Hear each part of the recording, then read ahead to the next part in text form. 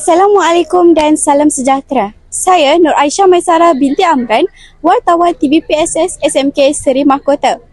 Tanggal 26 Jun telah berlangsungnya watika pelantikan bagi meraihkan semua pemimpin sekolah SMK Seri Mahkota.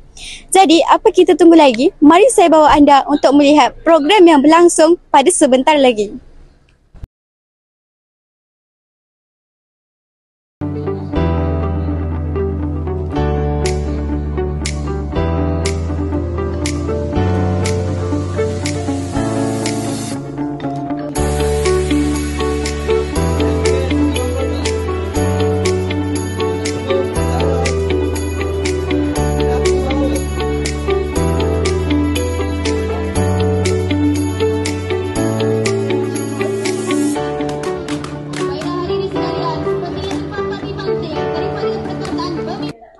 Assalamualaikum Cikgu Azalina, Assalamualaikum Cikgu Iliana.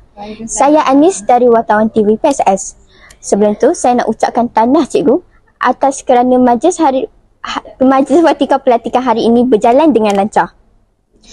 Sebelum saya tanyakan sedikit soalan, boleh Cikgu memperkenalkan peranan Cikgu dalam majlis watika pelantikan?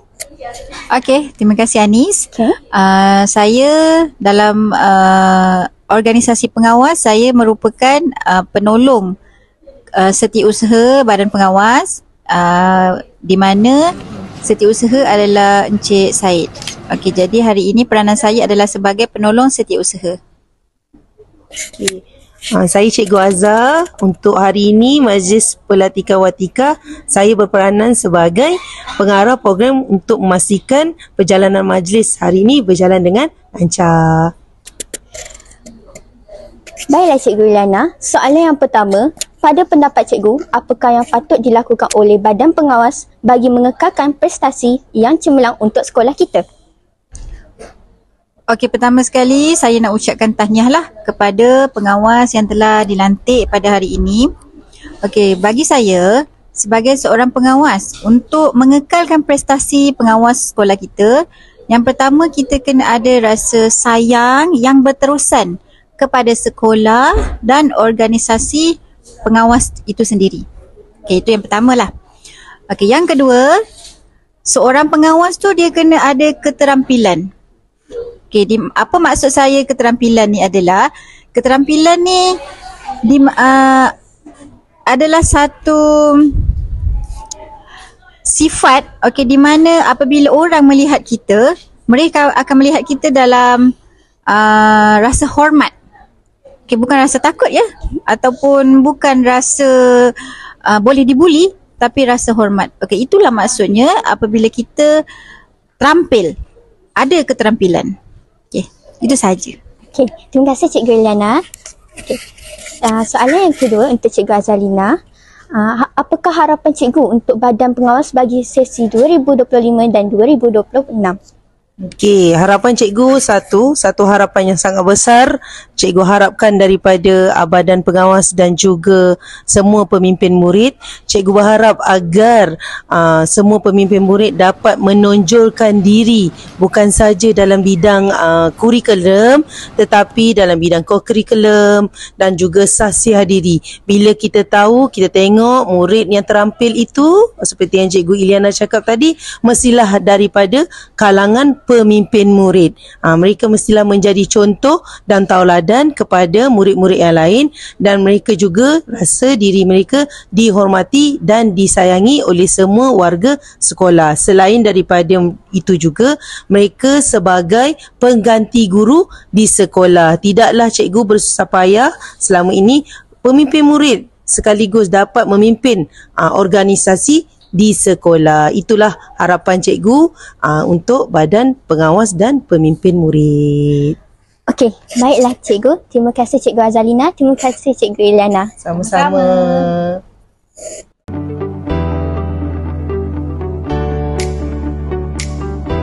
Murid SMK Seri Mahkota Zaman bin Aziz, Guru Kanan Co-Kurikulum SMK Seri Mahkota.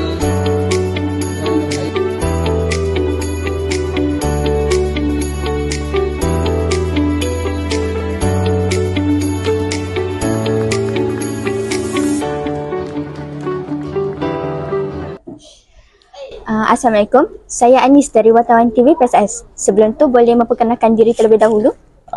Waalaikumsalam. Nama saya Muhammad Arif Izam bin Hussein dari Kelapa UM selaku Ketua Pengawas 2 SMK Seri Mahkota.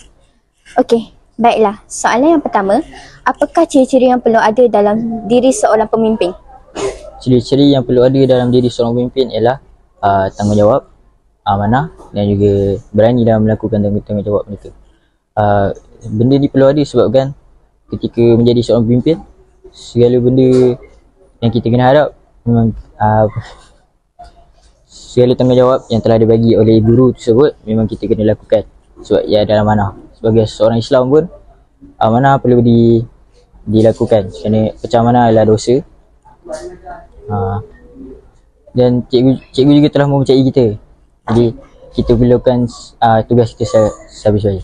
Okey, baiklah. Soalan yang terakhir, bagaimanakah badan pengawas dapat membantu pihak sekolah serta guru dalam memastikan disiplin murid-murid dijaga?